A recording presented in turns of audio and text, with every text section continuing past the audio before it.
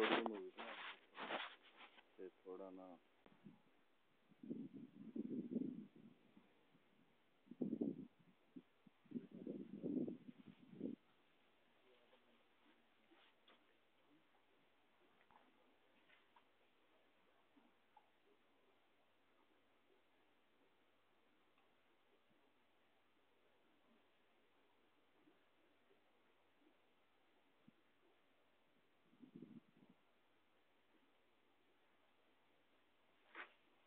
कल देखा ना